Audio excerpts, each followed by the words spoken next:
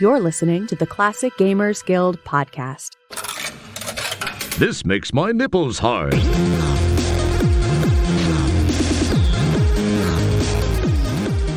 Hey there, classic gaming friends. Welcome to the show. In today's episode, Paul and I will be chatting about our B-side game recommendations.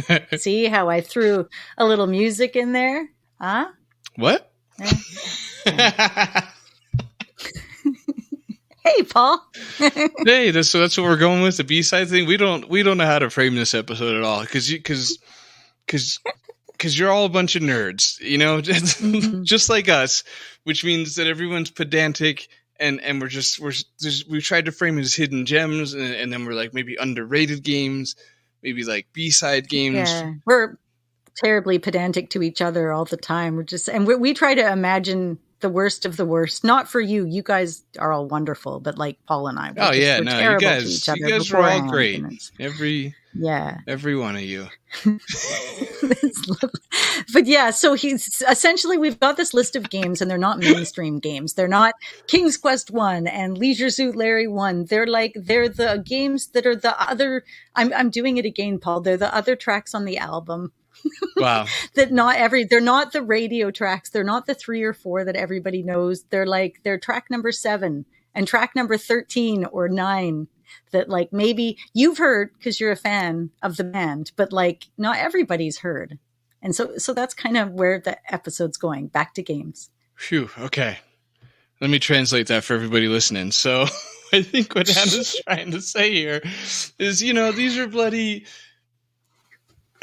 We can't come to you guys and be like one of the games that I thought about bringing up was Freddy Farkas. Now, the reason I thought about bringing that up is because it's a game I often hear people say, oh, I always forget about that one. Or, oh, I've been meaning to play that. In other words, I haven't after all these years. So it's like, if you go to Classic Gamers Guild on Facebook and you're there all the time, none of this, there is no underrated or hidden anything because there's only a finite amount of classic adventure games. So we can't come to you and be like, Echo Quest 2, because you'd be like, dude, that's not a hidden gem. It's just maybe not popular. But it's like, then there's this other world of people that aren't like sleep eating and breathing this. Like there's a whole group of people out there, and some of them listen to this, which is astonishing. But there's a group of people out there that don't see a Monkey Island meme like every other day and don't see like a ask me about Loom joke every time they go on Facebook. Like there's a group of people out there that just are just existing, and this is like a little supplementary part of their life. So to them, some of these games might be kind of more hidden gems. Look, listen, we're not going to talk about the quests, the major quests. We're not going to talk about anything LucasArts did, frankly, because they put out like 8 adventure games and they're all great. Not you, Zach McCracken, but everybody knows Zach McCracken. There's no room for it on this list. It's not like, oh, you know, Lucas has this little game called Zach McCracken nobody knows about, because that's not true. You know it. You know about it. Yeah, because it wasn't one of their most popular games, but hey, the music in it was pretty awesome. Sure. You know, that's it. Just in case somebody who worked on it's listening. You know, that's for you. There's a bone. I know it's you, David Fox. God damn it. Stop listening to the show. I know, he's always listening. Okay, but anyway, let's get into our list. We've got a good one. These people, they're going to be at work soon. We got to finish telling them stuff before they get there. So what's the first one on our list? All right, number 1, we have one of my favorites from back in the day, done by people. You know my favorite guys. It's everywhere. And it's Dave Barry and D.D. Murray. I think there was a Chris involved somewhere as well initially, but I don't know him as well. It's just hard to know you. But no, you love those guys. You're a big fan. They're the Manhunter and Art of War, maybe? Yep, you got it. It's those guys, and this is their kind of first foray, I think, into the Sierra world, but it's a little bit different than your typical old school Boxing Day, because you can go and you can create your own characters, you can edit your characters, you can fight a kangaroo at the end that's super difficult, awesome. And it's arcade style. Yeah, really good game. I would recommend checking it out, but it's probably hard to play and emulate, so I would highly recommend checking out a YouTube video. Instead, that's fair. Yeah, but if you do check it out, you have to go on eBay and buy it legally and then get, you know, a 5.25 drive and like a cryo flux, and like you cannot pirate this, guys. All right, I'm dead serious. The sound. There you go. That's the sound of this box opening, just like I did. Get the original. Thanks, Kevin. Lunchbox, please. We're trying to thank Kevin for this. Ah, dang it, he's coming closer. Come on, man. So, all right. Well, number 2 on the list is ours jointly, which is Gold Rush, because, you know, anybody who doesn't listen to this show doesn't know enough about Gold Rush. You guys get it, especially Brian, because he straight up was. We wore him into just playing it. He's like, fuck it. I mean, if I play it, well, you know, please stop. No, I can't. I don't know how. So you guys got to play Gold Rush because it's just so charming and fun and beautiful. And I literally feel bad at this point telling them to play Gold Rush again. So do you want to give it a go? What do you got to say? Well, I mean, it's pretty cool. You're this dude named Jared, and you've got to get to search for gold. Hold on, is it Jared or is it Gerard? Oh, I always said Jared, but Gerard makes sense. I always just automatically said Jared. Holy cow! How have we never wondered this? I know, that's why I'm sorry to interrupt you, but the reason I interrupt you is because I'm like, holy shit, we have a fresh take. We got something new to say about this. Let's quickly do that. Because of the two, I've never met a Gerard in my life. That just seems like almost like a childhood notion of what the game would be called, the guy's name. I think Jared, but maybe Jared would be an E, and maybe because there's 2 R's, it cancels. Oh, there's no maybe. I mean, O. I've never seen Jared spelled Gerard before, so I mean, we know.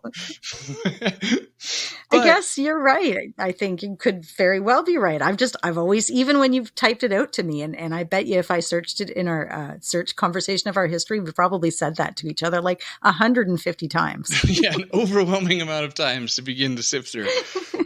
Because now I'm wondering, is Gerard like because I could almost picture it as like an Amishy kind of name, you know, like a I don't know, the Americana. No, that's not right. Well, listen, I think we quickly hit a ceiling on this new topic. Gold Rush is just going to be us arguing about the name. You know what, Brian, our friend Brian Manal, you break the tiebreaker. How did you say it? Mm-hmm. And then, I'd like to know. We'll know. Yeah, exactly. Because, you know, his brother's easy. You're like, Jake, great, we're fine. Yeah, Super exactly. easy. They didn't put like a weird O in there for no reason. Joke, slow. All right. Anyway. So the game's about this guy. We're going to call him JW because I think that's pretty cool. And he's got to go off and find gold. And there's 3 different ways to find gold. And okay, here's the clincher. A review by PC Gamer in its day calling it a weird little adventure game. Wow. Wow. It's remarkably unuseful too, is what that is. Like, they're just, what a weird little game. You know, like, what do you mean? I know there's time limits. If you're not fast enough and if you don't do things at the right time, it limits what you can do. So essentially, I think the game's assuming that the first time you play through, you're not be able to go through the jungle, right? Or you're not going to make kind of directs you. You're not going to make that boat. It's not happening. There's no way. So, not on the first try. But the next time you play, you're going to go, yeah. And then you're like, man, there's other ways to go. How do I do it? Cape corn, this and that. How do you do it? You have to just keep trying. No way, this group of fucking amateurs is going to make that boat the first time. No freaking way. That's a tough one with no hints. Because I tell you, if you wander around, because I think it's like 12 minutes or something you have to, or 8 minutes for the maximum amount of money. It's not enough minutes. Like, sell your house. I know that. It's not. Yeah. And the game clock's unreliable, you know. Anyways, that's good. We talked about Gold Rush totally. I don't know if we just convinced you to play it, but we've talked about it more than just this. Yeah. Just please play that game. You know, I'm losing my patience with some of you guys. I'm trying to be cool here.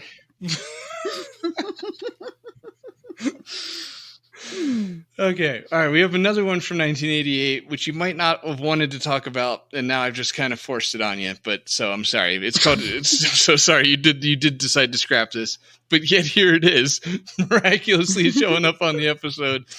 It's Ooze, Creepy Nights. Mm-hmm. Yes, that famous game that nobody's heard of by Dragonware Games. It's It's kind of like a detective mystery horror interaction fiction kind of a game. How creepy are the nights? Well, creepier than the days. Wow, that's fair. I see why you wanted to cut this. All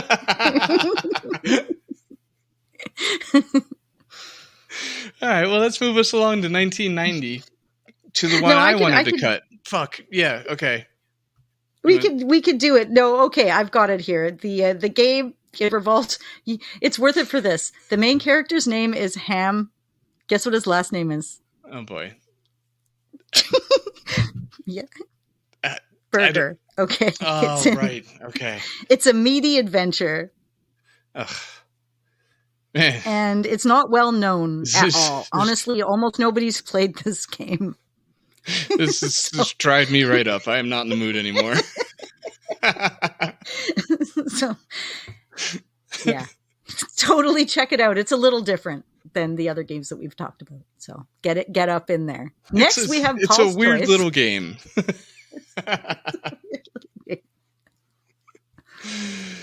Next we have, I was from 1990. I was going to cut Alter Destiny because I don't think I actually played it, which gives me kind of no right to sit here and be like, you guys need to play it and then tell me. Considering I deleted it off of my page. Yeah, why did I leave the one? Oh, dang it.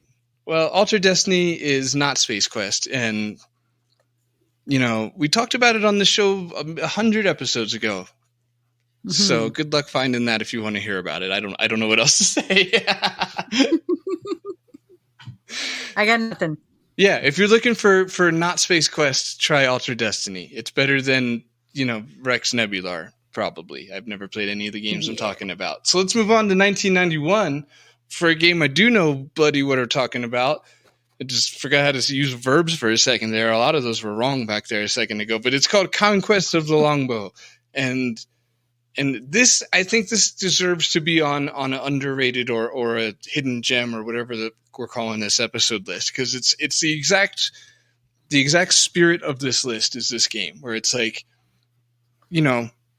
it's not like the main Sierra titles or adventure titles. It kind of fell by the wayside a little bit. Again, if you're on CGG every day on Facebook, you're going to be like, dude, no, it hasn't. It gets brought up a lot because everybody's running out of stuff to talk about. So you gotta pull the backups in. You got to really start getting to the connoisseur level when you just talk about this stuff every day. Like, of course, you make your way there, but for the most part, it's not one of the main quest games. It's not like a Lara Bow or a Gabriel Knight. It's just like if you could call any Sierra title a hidden gem, if you would have the balls to do that, then this would be the closest you could, I think, consider to hidden, besides Manhunter, which I just thought of. Damn it.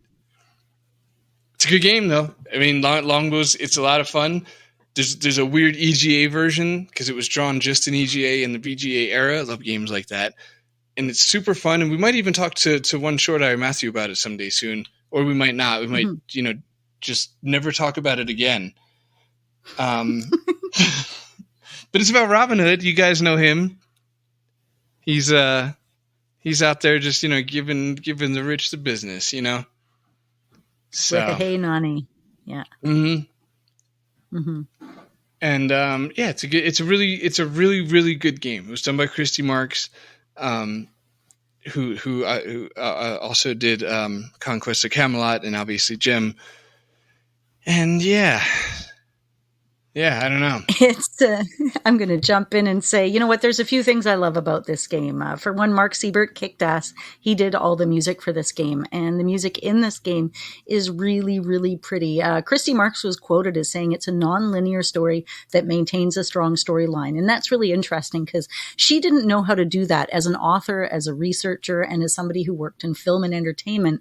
She kind of didn't know how to make it linear and make everything make sense if you couldn't determine the order that things were happening. And both of the games are kind of like that. You can there's a lot of free choice in how you make things happen and where you go and what you do. And Christy had really, really perfected that by that time. The other thing I really like about it is there's that you actually get to see Christy in the game. You probably know, but if you're in the market there in Nottingham, you get like a little message when you click on her and it's like, oh, congratulations, you found me, which I think is adorable.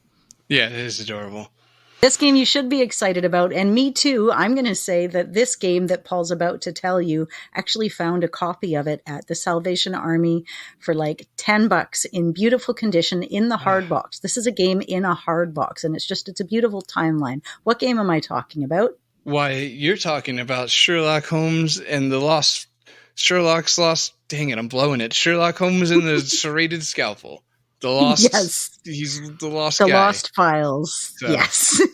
By Mythos Software. And actually, EA got a hand in developing this one. So, it takes you back in time, doesn't it? All the way back to, I think, like the late 1800s. Yeah, it's got that Victorian era kind of vibe to it. It's probably the most. This is another one that should be on this list, and it is, so that's good. Because again, in the spirit of this episode, it's like, hey, I think ultimately a lot of this list is games that we would love for you guys to also enjoy. Like, hey, I think that you're going to love it, and they get swept under the rug easily, or it's like, I know even for me, it's like I have all these games that I need to play and want to play, and then like I'll just like go off and play Space Quest 5 again or something. So it's like, if we're going to break that cycle, these are the games you should break the cycle with. Like, it's a beautiful game. It's funny because I heard Francisco talk about this recently, Grundislav from Grundislav Games. And as soon as he was just going on to how enamored he was by the whole game, and it immediately made sense because you can kind of see the art. You can see a lot of this game in Francisco's work. So for anybody who's familiar with one or the other, you could kind of mentally imagine there's some heavy Lamplight City vibes in this and vice versa. So like, if you know Lamplight but not this, then this has like a little bit of that going on. But anyway, the pixel art's gorgeous.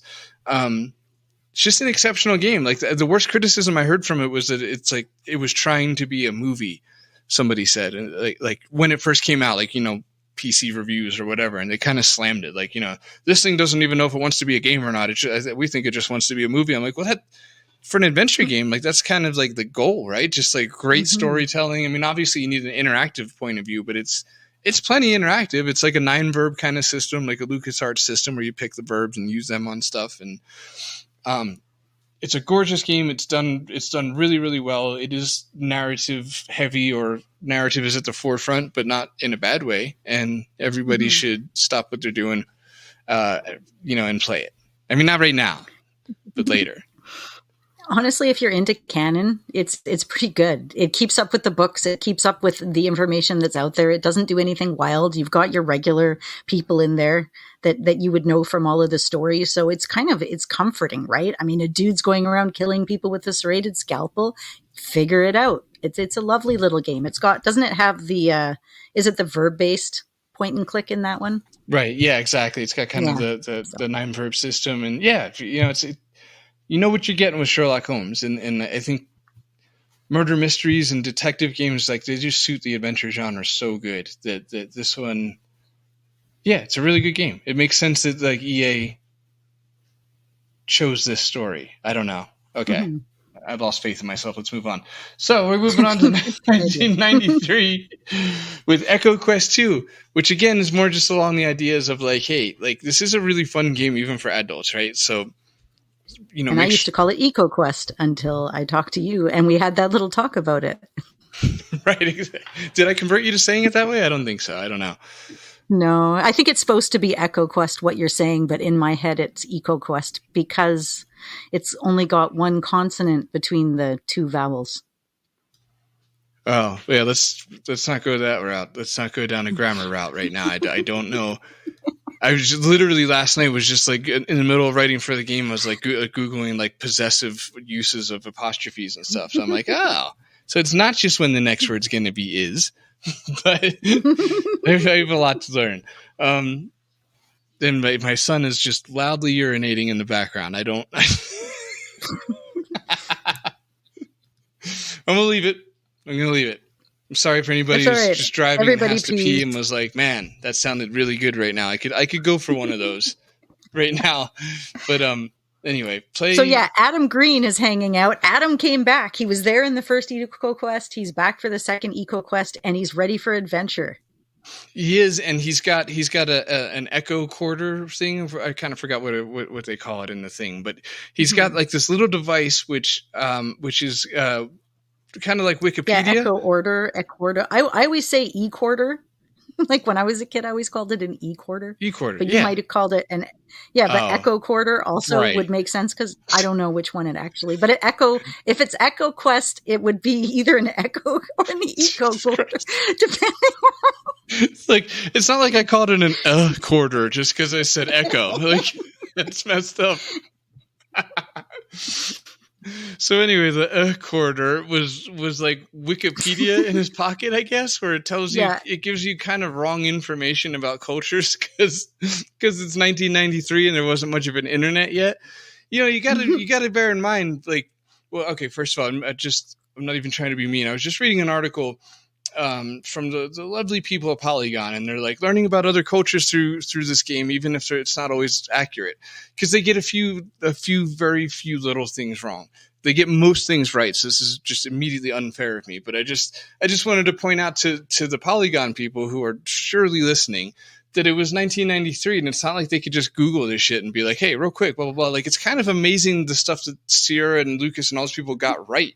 Like, they had to go get like a thesaurus about it, and they had to go to their local library and look this stuff up and hope that whoever wrote whatever book wasn't just talking shit. Because that happened all the time. It was just like, hey, I'm Joey Penwriter. I write books about the truth. And it's like, we all have to just trust that he's saying facts here about the rainforest. He's never been to the rainforest. He's not Peruvian. But anyway, the point is that it's a really fun game, even if you're an adult. I played it 2 or 3 years ago for probably not the first time. Doesn't matter. The point is, you don't have to be a kid. It's a good time. Yep. And you get a chance to go exploring from your very own computer to a rainforest, a river, I think a village. There's a temple. You can go to all these places. Recording. Anyways, yes, definitely underrated in that I would say even amongst the Sierra fans that I know, even if they've mostly heard of it, I would be surprised if a quarter of them had played it. Right. Exactly. Thank you. See, you're validating its place on this list, and furthermore, you're validating the need to do this whole list thing that we're yelling at everybody to begin with. And also, if you do play Echo Quest 2, play the first one and play it without the talkie version. Same as Willy Beamish. Don't play either of those games with the talkie. Yeah. The talkie destroys them. Like it turns Echo Quest like from an all ages, literally or legitimately fun for all ages game to like a hyper 4th grade child only experience when you hear the talkie. So, and also real quick, I just want to retcon that, like 1 episode or 2 ago, we brought up Echo Quest and I was like, I'm just going to say a bunch of stuff about it now because we're never going to do an episode about it. But it turns out we actually did an episode about it like 120 shows ago. Okay. Yeah. All right. See, now I get it now. Sorry for yelling. It's okay. Why is there so many of mine in a row here? I know when I was putting in my information for my games, because I always do research for the stuff that I do, I'm like, wow, I got like 7 or 8 games. I'm thinking to myself before I joined it up with like Paul's list, I'm like, that's all right. I'm pretty sure I can handle like 7 or 8 games research in the next couple of days. Easy peasy. And then like, now there's like 30. Like there's 21 more games. How the hell did that happen? I'm like, well, thank frickin' heck I don't got to research that many games. I just have to throw out a few tidbits and this and that, what's in my little brain box, and I'm pretty happy. All right, well, I'm going to skip the next one for the most part. I had Return of the Phantom from Microprose /MPS Labs in 1993. Dude, it is a sequel. Like, if you've read the original book, you're going to play the game. It actually takes place 100 years later. So it's kind of neat, right? Because it's like a continuation. Like, did you want to see almost like an expansion in like, I have no mouth and I must scream. Like, do you want more Harlan Ellison? Right? That's like this is I'm coming around on your whole angle really now. Worth it. Gaston Leroux, how many other things did he write? You want to get in there? Okay, maybe he didn't write this game, but it's a neat take. And you get to go to really cool places. You get to go to the Paris Opera House. The whole score for the whole game is Bach inspired. So if you're like Mozart, no, Bach, you're good. Right, yeah, that's it. And it really divides our listeners. You could really put them into the Bach crowd and the Mozart crowd. It's Like GNR and Metallica, it kind of splits opinions.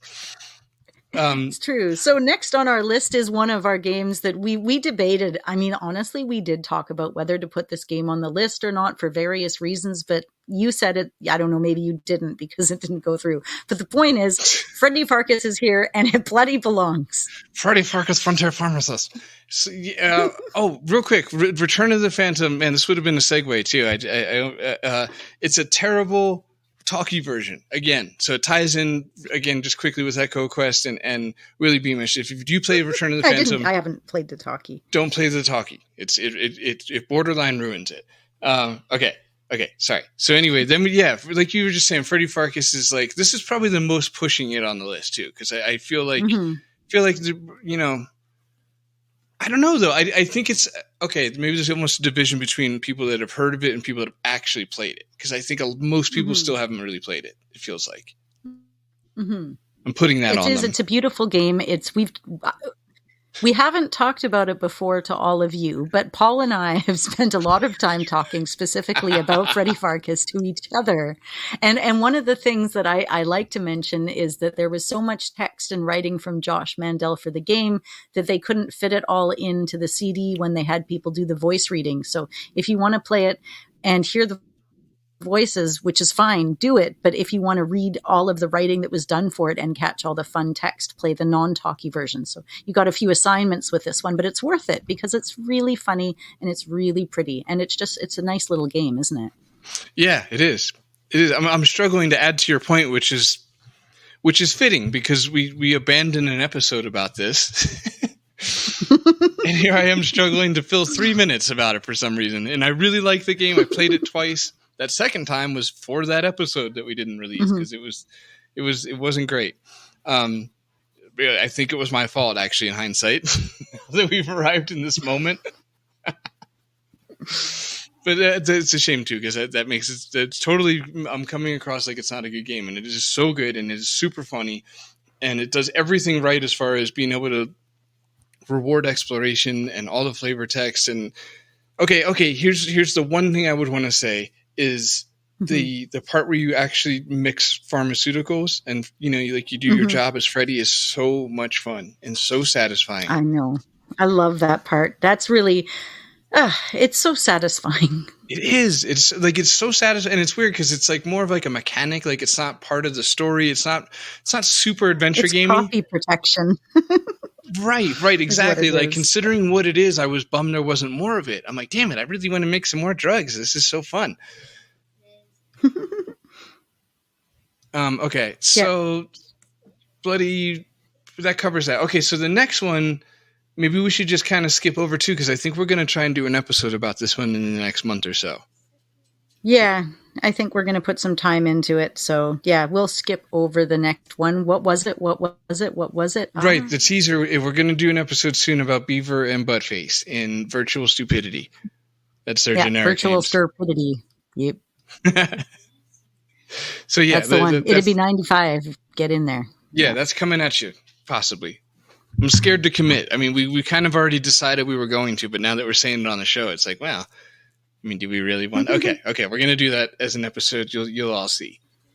All right, so next up I have The Gene Machine. And, this is a game that my dad randomly brought home one day in the big box. And I had one hell of a time getting it to run. It was one of those, like, right in that time period of just being a real jerk. And it was a British game. It was done by Divide by Zero. They did, like, Orion Conspiracy, Innocent Till Caught, that's an adventure game done by, I can never pronounce the name, but Psygnosis.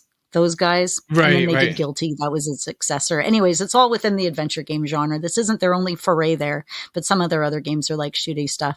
And Vic Tokai is the publisher. And I'm like, who's Vic Tokai? But it turns out that's a company name. They did a whole bunch of other games that neither of us have ever heard of called like Crit-Com or Bump and Jump. It's, nothing like that. Right. No, this is interesting because now I'm seeing Innocent Till Caught, and that really kind of takes me back. I forgot about this game. This whole company is quite interesting, right? Like Orion, they're very like B like seaside adventure games. Mhm. Like, is that, I bet you there's a lot of people listening that have like Orion and the shit in like their libraries, and they're just like they've never even considered playing them. It's just like, I don't know how. Yeah, I think I have it too. So, Orion anyways, Burger. it's adorable. There's like, okay, there's this scientist dude, and his name, it's really weird looking. It's got all these extra letters, but it's essentially Pierre's Fanshawe, but it looks like Featherstone. Ha ha. It's like this.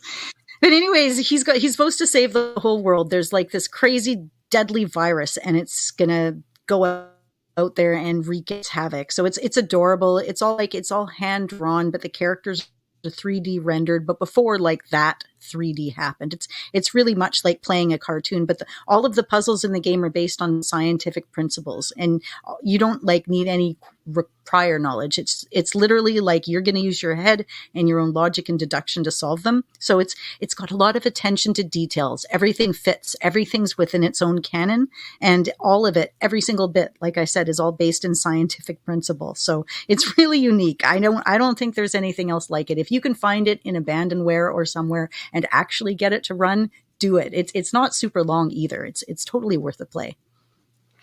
Very cool. Yeah, and as you just said, I don't see it on Steam or GOG. No, it's like the nobody knows it exists game, pretty much. And even if you did, could you even get it to run? So, right. Okay, that's cool. There's nothing on Guilty. I was just looking at the other stuff they made too. G Machine, it almost has a Deponia look to it a little bit. Maybe it's just the palettes, but right. All right. Next we got Bad Mojo, and this is a super weird one where you play a cockroach.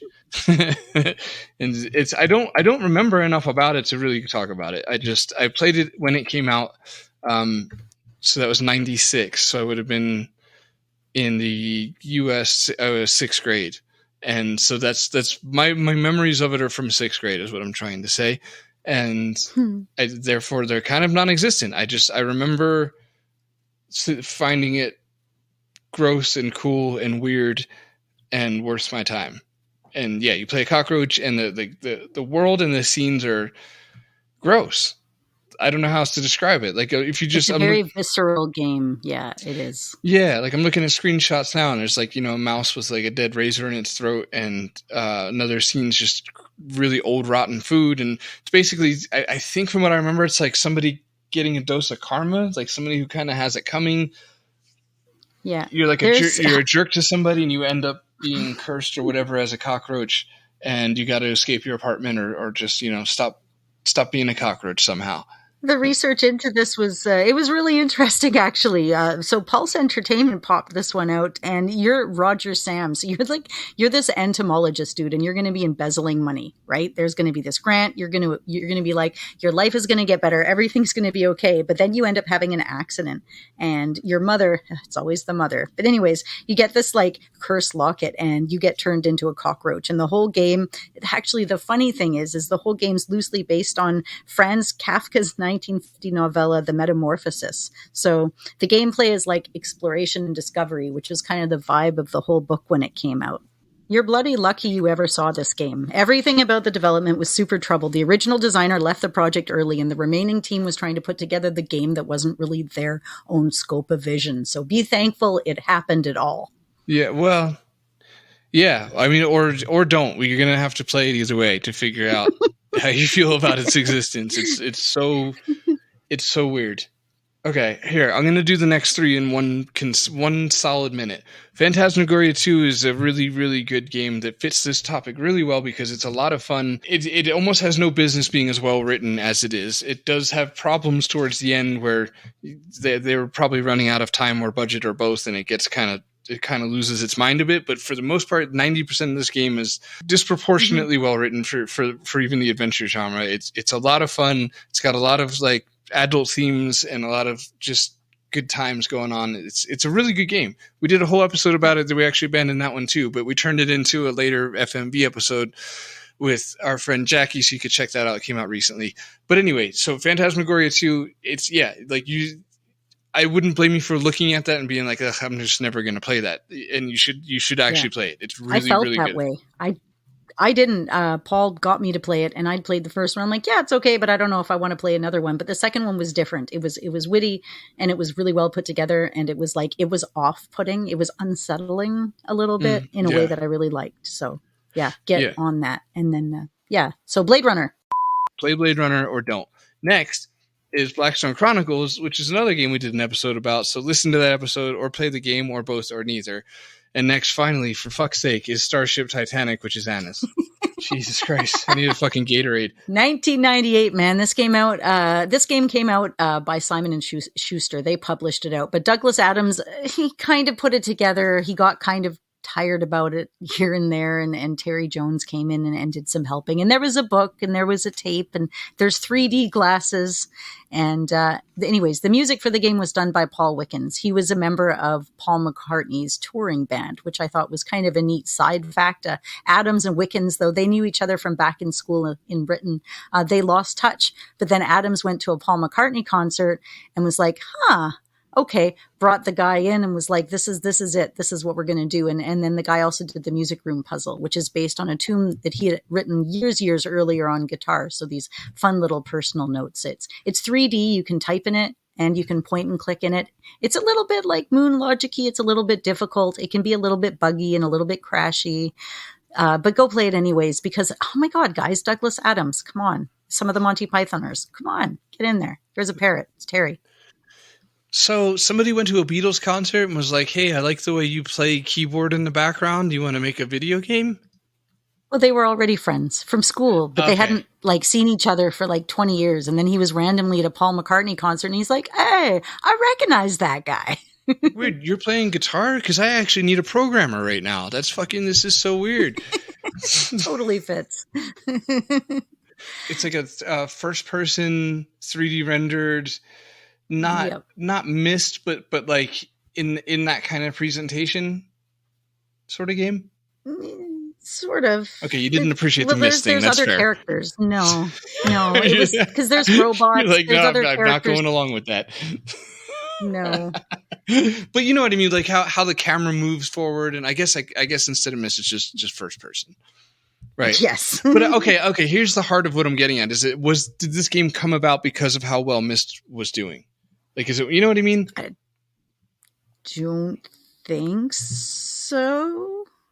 And anyways, I'm not answering your question at all. But anyways, they developed a whole language processor to interpret the player's input and gave appropriate responses. And they recorded 16 hours of character dialogue, and they did all of that itself. But no, I have no answer for you at all. No, that's fair. That's fair. It's like you're not encouraging this kind of behavior. I won't have it. You just ignore them if they're naughty and give them praise if they're good. This fucking guy brought Myst up in the middle of an episode. Swore we'd never talk about Myst. The blue. I couldn't see it. The mist was in the way. I was blind to what was. The next game on the list is mine. So that's Ghostmaster. Yes, nice. And it's not an adventure game, but it's a game made by Sick Puppies, and they did it in conjunction with Empire. But it's like there's no other game like that. So you've got all these houses, and they're set up in different scenarios. Like, say you've got a Beta Alpha Pi house, or you've got a sorority house, or you've got like a family in a house.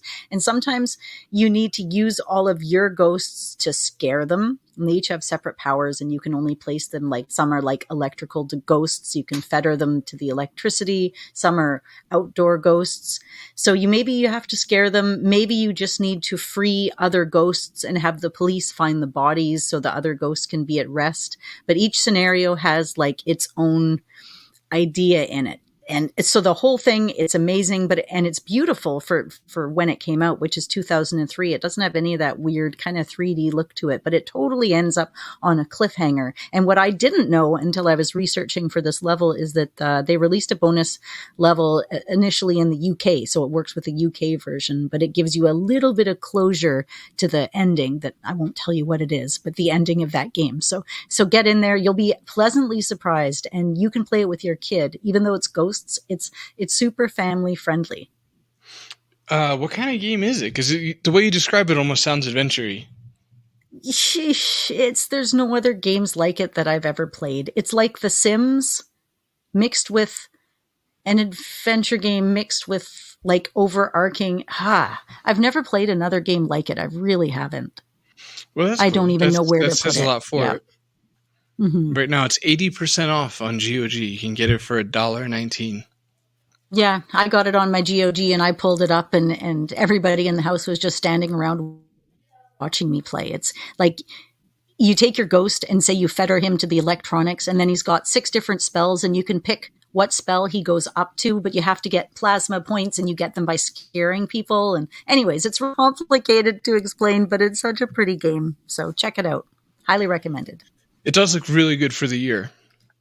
Yeah. It almost seems like a board game in a video game. Like there's a lot going on here. It kind of plays like a board game, actually. There's a lot of rules. There's a lot you don't understand when you're playing it the first time around. And there's a lot of like, even like if you go to look up hints, if you're not sure what to do, they're very confusing. There's a lot of pictures. It's something. So Shiva. This was Dave's first commercial game, as far as I know. And it's really good. And why do you like it, Paul? I mean, it's not like you play as a rabbi and you explore themes related to the Jewish faith or anything. Does it resonate with you? Yeah, it does. Actually, it totally does. Did you play the kosher edition? Wow. That's DLC. Yeah. It removes any pork products from the game. It's real, though. They did remaster it in 2013. So they called it Shiva the Kosher Edition. And it had new graphics, music, and re-recorded voiceovers. Yeah. So if you only played the original, it might be worth going back and seeing the little improvements. Because as you know, how much a game developer can learn between 1 and 3 years. Well, imagine between 2006 and 2013, how much would have been learned. Right. Yeah. A whole lot is the answer. Let me tell you that right now. It's a whole lot. No, so it's a fun short game, and especially for the Hebes out there, there's plenty of holiday and Santa stuff, and it's like we just it's nice to have one damn thing. Like we pretty much have like the Adam Sandler song, that episode from South Park, and the Shiva. So fucking grab onto it and hold on for dear life. It's a good game. It's not gonna like blow your mind. It's just a fun 3 to 6 hours. And if you're not a Hebe, it's not like super Jewy. I mean, you are playing a rabbi. Never mind. Like I was going to say the interact cursor is a Star of David's. It's pretty Jewy. So but it's not, obviously it's not, Dave wasn't like, I'm going to make a game that only sells to Jewish adventure game fans, because he wouldn't have built an empire on that. And I mean, empire might be generous, but in adventure game terms, that's what Wajidai is, a goddamn empire. Monolith, if you will. But, I mean, so would be the building that it's based out of. Look, the Shiva's a good game. It's on mobile. There you go. You could play it while you're pooping.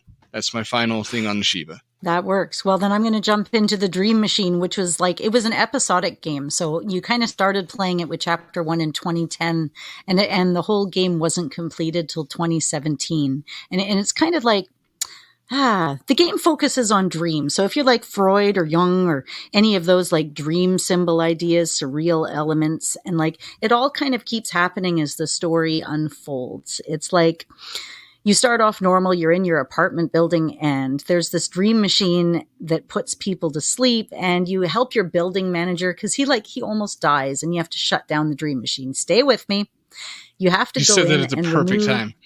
Sorry. I know, right? You have to go in and destroy everybody's connections to the dream machine. So you go into like all these different people's dreams, and you have to wreck them, right? Make them stop, make them not happy anymore. And the whole game's really cool because kind of like the Neverhood, which used claymation, which is unusual. This one used like pipe cleaners and broccoli and carpets and matchsticks and molten cloth and heck, even condoms. Like they used the weirdest things to make this game happen, to create the weirdest story.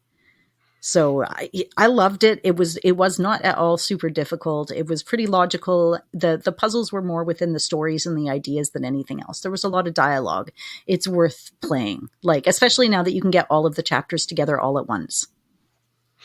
Yeah, it has, being done in stop motion, it has that really cool, I don't know, surrealness to it, uncanniness to it. And then, like you said, they bring in a lot of odd materials, and it makes it all the more surreal because it's this like fictional world with like the character has kind of a clay look to him, but it's not strictly claymation, let's say, right? It's just stop motion with some weird textures and cool props, and yeah, it looks. And it actually it garnered some attention because it was nominated. Well, it didn't win, but it was nominated for the Independent Games Festival Visual Excellence Award in 2011, and that was only after their first bits were out. So good for them. It's a shame they didn't win. There's no way that whatever beat them was harder to make. Because I mean, the stop motion just takes forever. It takes so long. There's a universe out there, an alternate timeline where I make stop motion adventure games with my brother.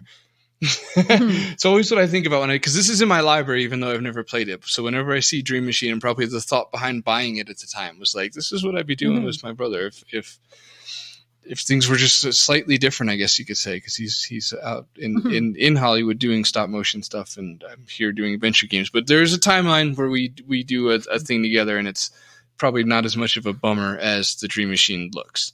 Because I mean, it looks amazing. I'm sorry, but you know what I mean. The plot, the whole thing is very sad, very sad vibes. It is very desolate, very sad vibes.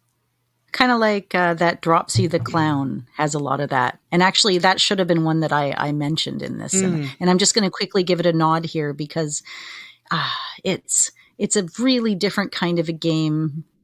And it is an adventure game, and the clown is very sad, but it's uplifting. He's almost not even sad. He's more just naive, I guess. Like he's bummed out about the fire and what he's trying to put together his past and find out exactly what happened. But like, he comes across like he has there's like a childlike wonder that saves it from sadness, where he has like this ignorance. He doesn't realize he's horrifying looking, and he just wants to hug people.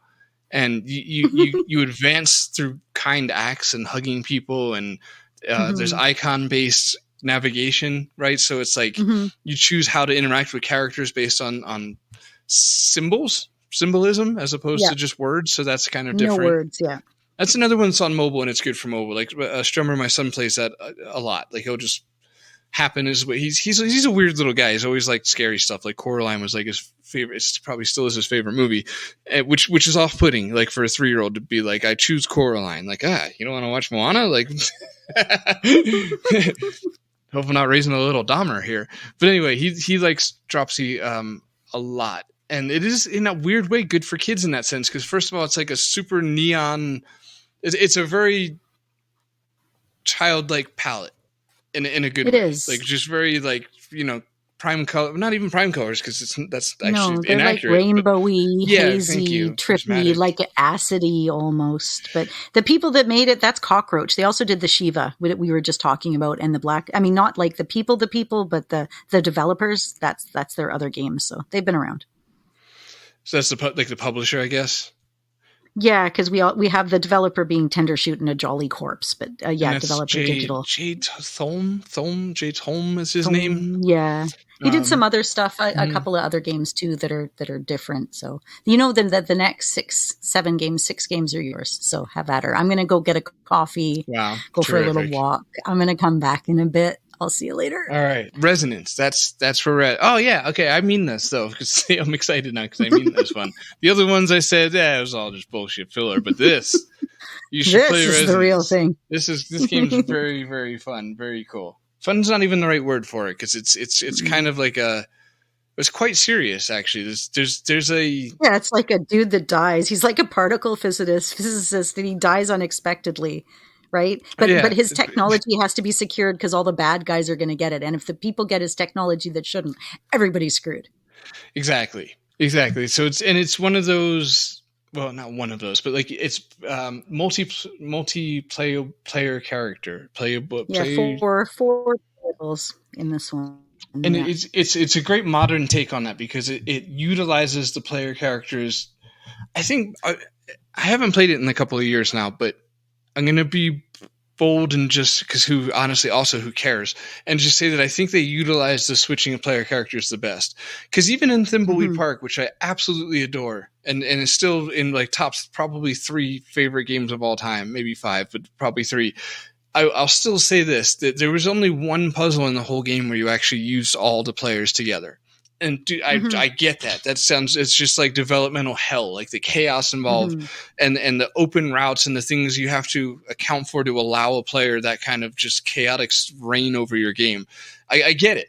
But it's like still at the end of the day, it's like there's only one time when you used all the characters together. And I feel like Resonance had a lot more of that, a lot more playing off of the 4 and a balanced. Yeah. Yeah, exactly. So it's a really good game if you like just that style. If you like the Day of the Tentacle, Maniac Mansion, switching between multiple player characters to get something done, and each character is quite different and has a different sort of skill set, let's say, like all limited to like it's a real world based game, so none of them have like superpowers, but like, you know, one of them's like street tough and the other's got, you know, charm and the other's got this and that, and you use those things to advance. So really cool game. It's got some really cool like mechanics that they introduced too. So Resonance is awesome. I think Resonance is again another one in the spirit of this list where it's like it was made by 12 games, published by WashortEye. So that being said, it's like when WashortEye comes up, like Resonance is among the last to get mentioned. It does. Yeah, so I know, but for real, I recommend Resonance. It's really good. I think it's like one of the only WashortEyes that didn't get a mobile port for some reason. But it's way up there. It's up there with Unavowed and Techno Babylon as their best. Which is that I feel just nerd. Like I want to be pedantic with myself right now because I'm like, well, Unavowed was the only one that WashortEye actually developed, whereas they just published the other two. So I'm just gonna leave it. But the next game is Gone Home, which had more of an impact on me coming back to adventure games than I give credit for. And the reason I remembered even that notion was because the Trolls had the same story, the same origin story that he brought up on our podcast with Error 47. And he kind of, you had asked him, you know, as far as like him being around and kind of leaving and coming back to adventure games. And it all came back to him saying that this game got him back into it, let's say, and it did the same for me. I don't really know chronologically if this happened. I think it did happen before I found Sarian. So anybody out there, you can go to Sarian.net and play like Police Quest and like 2 or 3 others online, legally, legitimately. And that's literally how I got, I think, kind of back into it. Was just like, quick and dirty. I was working with like horses and doing music. So like no part of my brain was wired towards like emulation or scum or figuring any of that bullshit out. Or, you know, so I felt at the time. So Sarian was awesome for me then because I was able to just go on a browser and like play Police Quest and be like, and I'm addicted. But I think before that I played Gone Home because it was ported to Macintosh and it was in their app store and I just happened upon it one day in 2013, it turns out. And it's just a cool narrative kind of game, first person. It's a lot of the things that I don't play now, which kind of reminds me that I probably should be more open to, say, 3D graphics and first person adventures and stuff. But yeah, just like I think I opened it and I was like, I'll just mess around with it for a few minutes. And then like all the hours went by and I was done. It was like one of those experiences for me. It was just a really cool atmospheric kind of vibe. You don't really know what's going on. You're discovering who you are as a character and about her life as you're playing it. And there's definitely like a secret, like a thing that needs to be said. So her being Caitlin, and she's returned home from her trip to Europe, and her whole family's house is empty, and it's kind of this like, I guess, I mean, the term's been going around lately, and it's not a term I'd heard before, but you could almost consider this game to be like a walking simulator. It's like, because there's not a lot of puzzles. It's more like it's exploration. It's a narrative. Yeah, it means that, you know, you don't need to stop and do a slider puzzle partway through. There's nothing that's going to stop and kill you. It's just, but there's a lot of attention to detail. And even like people still, they debate the endings. They talk about stuff to do with the game and the influence and stuff. Some people say that it even influenced Uncharted 4. So it's kind of cool. It did end up winning a game. It was a game for best debut game in the British Academy back in 2014. So, but yeah, check it out. It's worth playing. If you play it through once, it's going to change if you play it through again, just due to the choices and the things that you do. And that's why the endings are kind of heavily analyzed. Super interesting.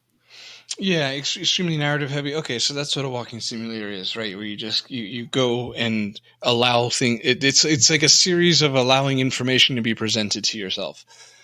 Yeah, lack of traditional gameplay mechanics, I guess, is like the boring way to put it. Okay, no, that fits. Yeah, and that fits, I guess, for what that was. So it feels adventurous, but yeah, I guess you're right. You're not really solving puzzles or whatever. It doesn't matter.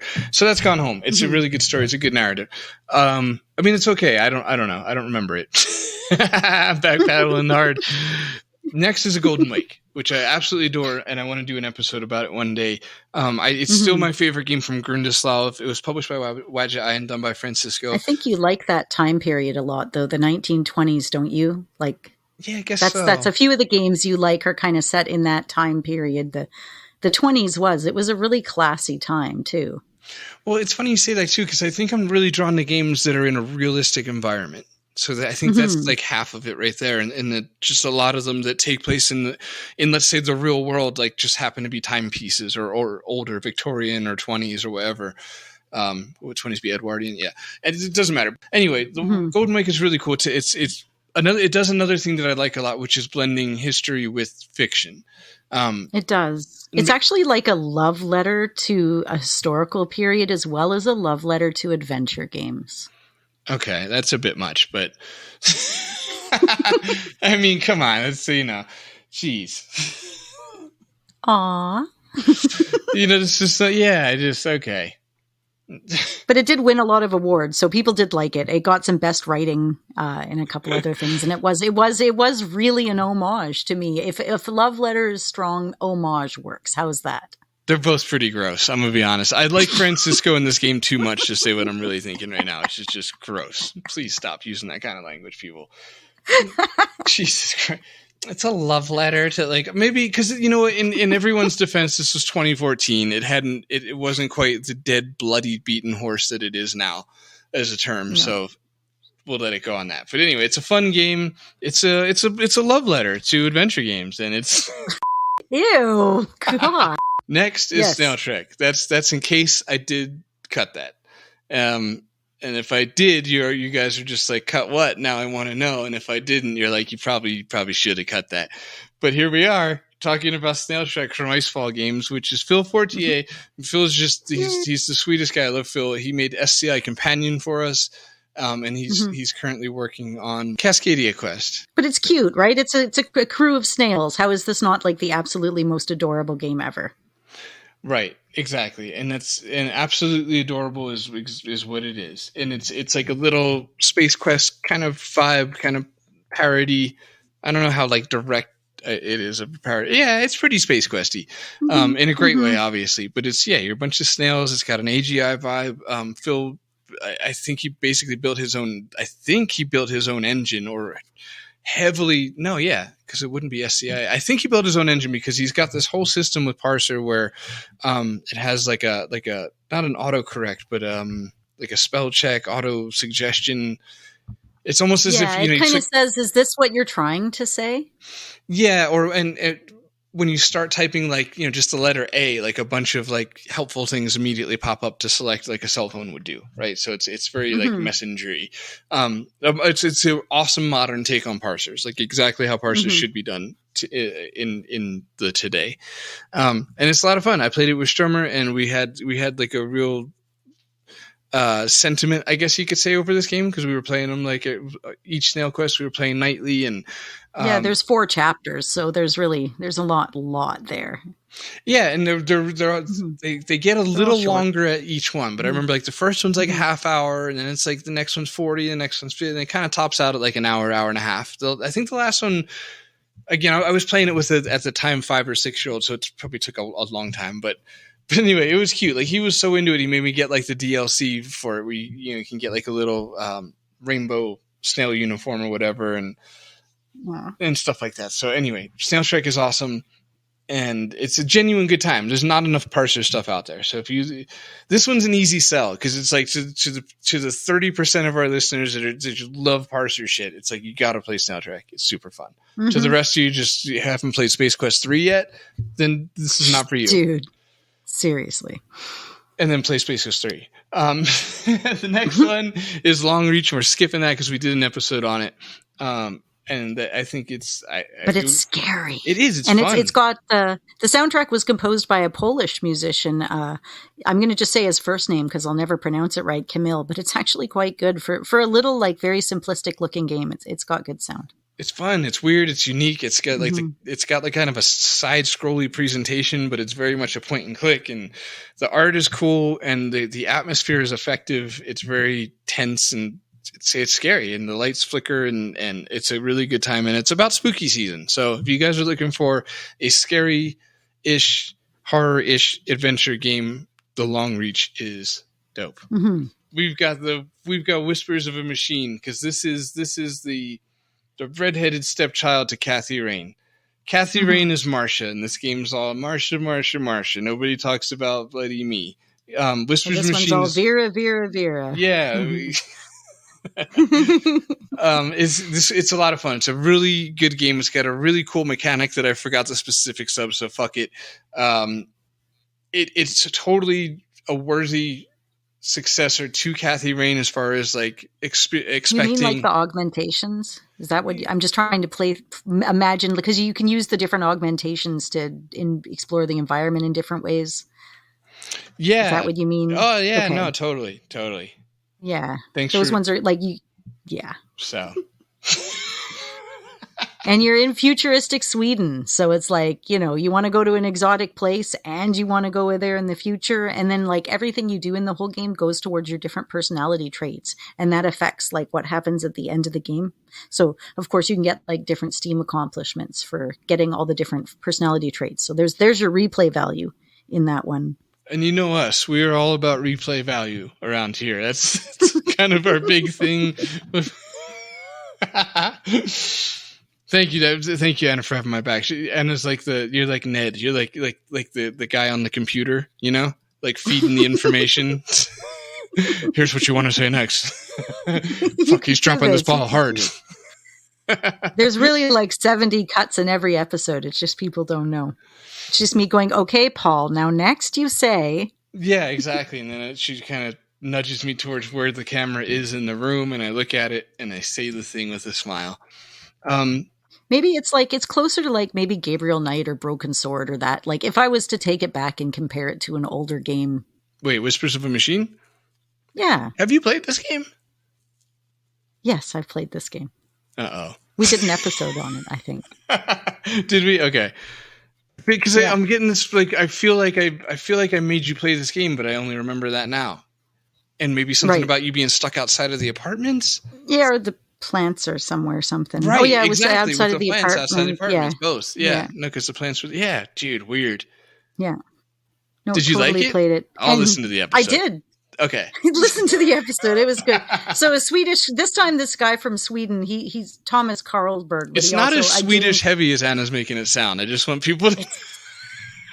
It's like Swedish prog rock. No, nothing like that. Like you can get through the game without ever knowing anything that happened in Sweden. I'm just saying. All right. Yeah. Sorry. No, it's just, I just like saying the word because it makes me seem foreign and exotic. Swedish. The fish are delicious. The end of the Tom Green, the Bum Bum song. It's the Swedish is the real name of the song. Yeah, it was the Swedish all along. Is I think where you're heading with that. It was. But augmentation, right? Yeah. No, it was cool. Good game. Totally play it. So the last one, oh, thank goodness, on the list is a game that is not a game. And that's my choice. I have no game, Wrong Dimension. That's a 2020. And actually, funny enough, my kid's been playing it for a long time, ever since it came out. And then Jack Allen mentioned it when we were doing a sort of a group podcast thing, but I'm not sure if that episode got released or not, because we had one that didn't end up going through. But it's an indie game after all of those words, and it's kind of like you could call it a point and click, but it's not. It equates it like the internet says it's like Maniac Mansion, but I don't think so. It's more of like a puzzle game, and the whole time you're playing it, you're trying to convince the game you want to play it, and the whole time you're playing it, the game is trying to stop you to play it. And it like walks you through all these different game genres. There's even like a little adventure game that's a point and click in the middle of it. So all the way through, it's he's being difficult, you're being difficult, he's being difficult, you're being difficult. I'm being difficult right now, kind of cutting you off there. I'm sorry. No, because I was wondering, like, why is it even in my library? Because granted, way before you talking about it, because then it would make sense. Oh, Anna talks about it, so I bought it. But no, I had gotten this like when it first came out, and I was wondering why. But now I see the screen where it's like Day of the Tentacle kind of vibes. If you play it with Strummer on your lap, your kid, right? He's going to laugh, you're going to laugh, and then you guys are going to both keep playing. For sure. It's funny. And it is hardcore Day of the Tentacle vibes. The adventure game part of it is not the rest of it. But yeah, the adventure game part of it, it's all bendy cities and it's gorgeous. Yeah. No, you're messing with the guy. The guy's trying to like almost Gary Owens you. He's just like, and you're just like, no, I want to play it. And he's like, oh yeah, try this. And then there's this one scene where he keeps changing the intro into different languages, or like sometimes you have to like smash the screen apart, and it's and everything's like related. It is so like insulting, but also fun. It's good. It's so good. I highly recommend it, especially if you have like a kid to just play it. But even if you don't, and it's also an app. And I think that's it. Anything you want to add before I go into... Actually, there actually is. If I could go back to 1991 in this episode, not like in life, sort of philosophical way, I would add James Pond 2 Robocod. That's I don't know non-adventure games very well, and there's part of my brain that's like, you like that game, you really liked it playing it when you were little. The little fish like stretches. I don't know if he did that in the first one or not, but he that's a big part of the reason I liked it. I remember is because he's all stretchy boy and can reach stuff because he can stretch, and he's grossly underqualified because he's a fish. So. All right, thank you everybody for listening. That's our show. Special extra huge big old giant super duper thanks to Brian Manown and Michael Council from our extra special thanks tier on Patreon. You guys are awesome. If you listening would like to be a Patreon, then it's an exclusive club called Anybody with $1. You could do that. Extra special thanks tier. That's a whole nother. That's a bit of an investment, let's say. But you could do that too. We really appreciate you guys because it pays for the stuff. Lunchbox, please. I'm obviously doing something unbelievable. Do you guys have cats? You know what? Look, listen. What I'm trying to say here is thanks to the Patreons, you could be a Patreon too. If only you would adjust your aspirations. I don't know. All right, I want to give a shout out, honorary mention, if you will, to Slat Studio. Ryan is making some awesome games. Betrayed Alliance Book 1 has just gotten a remaster. He's working on Book 2. Go to rjslattery.com and check those games out because they're amazing. If you love Sierra, kind of period, check them out, but especially if you like the parser games and long for more of them. If you've done some longing recently for a parser game, please check out rjslattery.com. And also shout out to, again, to Octavio Navarro's amazing series, Midnight Scenes, because it's just beautiful work. And he's just an amazing person, an artist, and hero of mine. And spooky season, basically. So it's time to get spooky. Check out Midnight Scenes on GOG and Steam. And while I'm begging for things, wishlist my game, The Phantom Fellows. That would be amazing. In the description below is a link that'll take you to GOG where you can vote for it to be put on GOG. And gee golly, that's what I want for Birth Miska. Is that I'm a Jew born on Christmas Eve. That's my day. That would be awesome. It would mean a lot. Also, check out our friends in the adventure game Hotspot Network: Space Quest Historian, Adventure Game Geek, OneShortEye, Conversations with Curtis, and of course the adventure game Hotspot themselves. All of their latest works are linked in this episode below, so you can check out some more adventure game goodness there. And say hi to us on Twitter at CGG Podcast, at Phantom Fellows. Send us mail at classicgamersguild.com. We got some bloody bangers this week. I'm not going to cover without Anna, but thank you guys for sending those. And oh yeah, Anna's not here. She did this probably better than me, but it ended up all like kind of sounding, so I had to cut it out and do it myself again. But real quick, we're basically done here. We're a Facebook page in a group. Say hi to us there. We're on Instagram. Oh my God, yeah, we're done. Don't do a murder.